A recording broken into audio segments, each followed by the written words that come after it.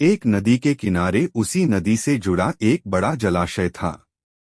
जलाशय में पानी गहरा होता है, इसलिए उसमें काई तथा मछलियों का प्रिय भोजन जलीय सूक्ष्म पौधे उगते हैं। ऐसे स्थान मछलियों को बहुत रास आते हैं। उस जलाशय में भी नदी से बहुत सी मछलियां आकर रहती थी। अंडे देने के लिए तो सभी मछलियां उस जलाशय में आती थी। वह जलाशय लंबी घास व झाड़ियों द्वारा घिरा होने के कारण आसानी से नजर नहीं आता था। उसी में 3 मछलियों का झुंड रहता था। उनके स्वभाव भिन्न थे।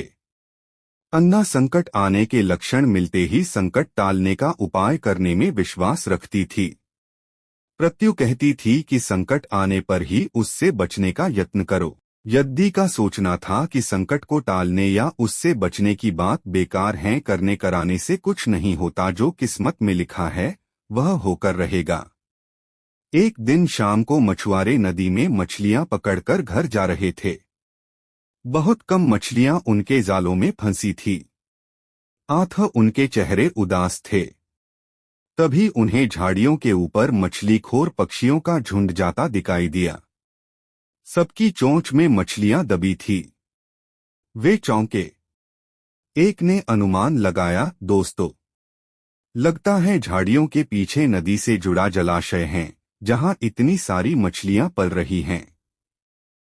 मछुआरे पुलकित होकर झाड़ियों में से होकर जलाशय के तट पर आ निकले और ललचाई नजर से मछलियों को देखने लगे। एक मछुआरा बोला, आहा, इस जलाशय में तो मछलियां भरी पड़ी हैं। आज तक हमें इसका पता ही नहीं लगा। यहाँ हमें ढेर सारी मछलियां मिलेंगी, दूसरा बोला। तीसरे ने कहा, आज तो शाम घिरने वाली हैं। कल सुबह ही आकर यहाँ जाल डालेंगे। इस प्रकार मछुआरे दूसरे दिन का कार्यक्रम तय करके चले गए। तीनों मछलियों ने मछुआरे की बात सुन ली थी। अन्ना मछली ने कहा, साथियों, तुमने मछुआरे की बात सुन ली। अब हमारा यहाँ रहना खतरे से खाली नहीं है। खतरे की सूचना हमें मिल गई है। समय रहते अपनी जान बचाने का उपाय करना चाहिए। मैं तो अभी ही इस जलाशय को छोड़कर नहर के रास्ते नदी में जा रही हूँ। उसके बाद मछुआरे सुबह आए, जाल फेंके मेरी बला से। तब तक मैं तो बहुत दूर अटखेलियां कर रही होंगी। प्रत्यु मछली बोली, तुम्हें जाना है तो जाओ, मैं तो नहीं आ रही। अभी खतरा आया कहाँ है, जो इतना घबराने की जरूरत है। हो सकता है संकट आए ही न।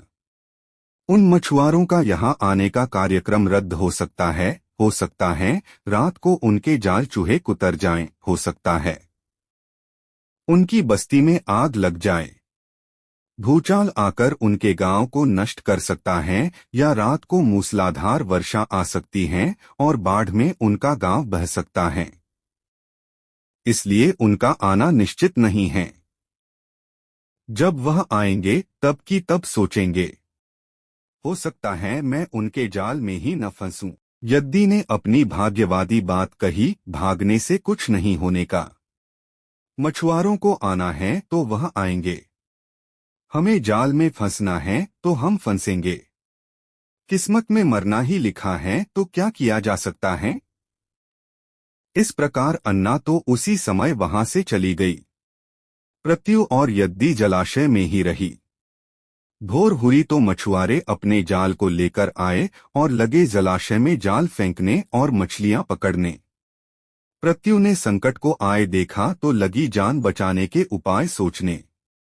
उसका दिमाग तेजी से काम करने लगा। आसपास छिपने के लिए कोई खोखली जगह भी नहीं थी। तभी उसे याद आया कि उस जलाशय में काफी दिनों से एक मरे हुए ऊदबिलाव की लाश तैरती रही है। वह उसके बचाव के काम आ सकती है।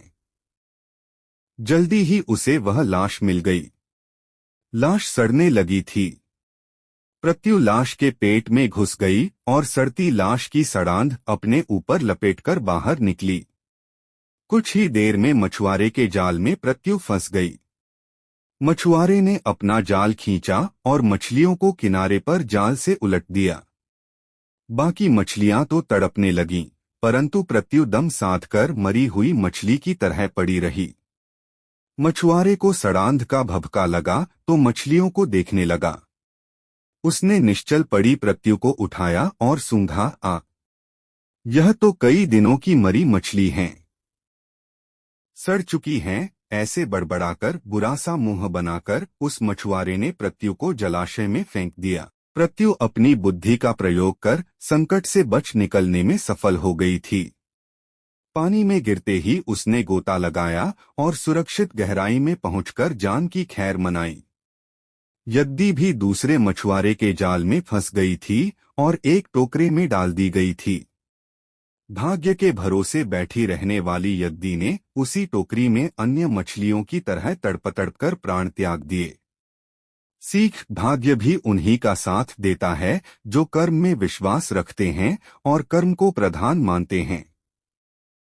भाग्य के भरोसे हाथ पर हाथ रखकर बैठे रहने वाले का विनाश निश्चित है।